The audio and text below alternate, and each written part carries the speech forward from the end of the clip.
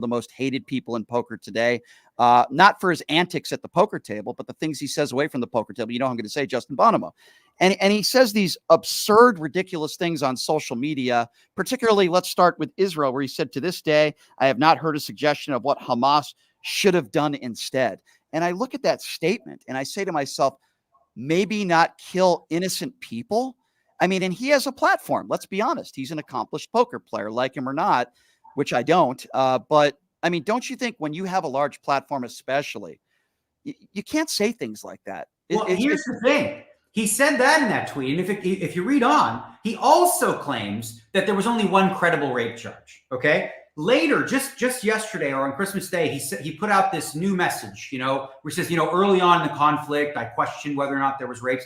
He did it again 5 days ago, saying the claims were dubious. So here's the faction, right? The same group of people during the Me Too movement that said, believe women, now must add an asterisk. Believe women, unless they're Jewish, right? The hypocrisy, like for me, that tweet alone or that post was, for me personally, that's where he was canceled in my eyes forever. I can no longer take this person seriously. I don't engage with them. I call him Justin Jihadimo because he's pro-jihad, whether he likes to think so or not. So it shows you where this ideology, where this extreme progressive, quote unquote, woke ideology gets dangerous. When you're now looking at TikTok and seeing the letter to America from bin Laden and going, yeah, maybe bin Laden was a swell guy. And every time he speaks of Hamas, he does so in a way that's like, oh, sure, they did some things, we did some things, as though, well, boys will be boys, we're, every once in a while you're going to slit a breast, cut them off, and, rape a girl or two, such is life.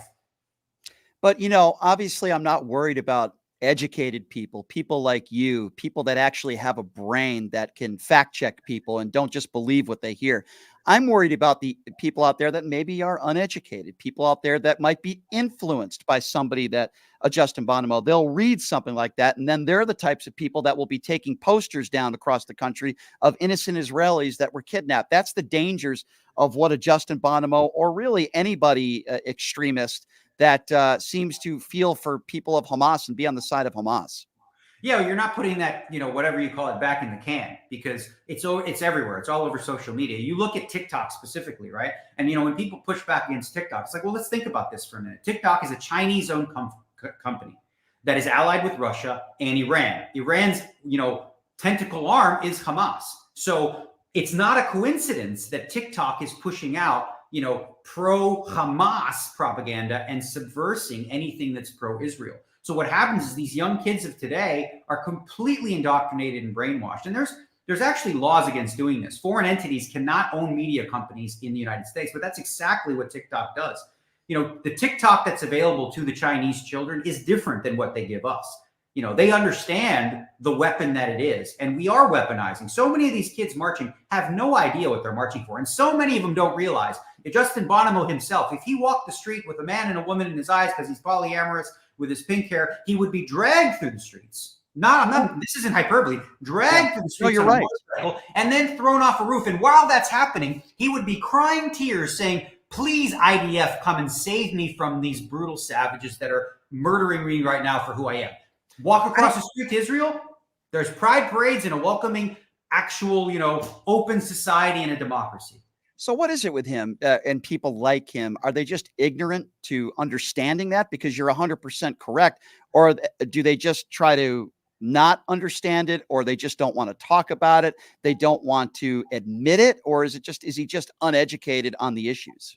Well, you go down a rabbit hole, whatever rabbit hole you take, far left or far right, and then you find through that rabbit hole excuses, So his is going to be, well, is that okay for, is that an okay reason to kill a bunch of people? And the idea that, Israel is indiscriminately bombing. If they were indiscriminately bombing, this war would have been over on October 8th. Okay.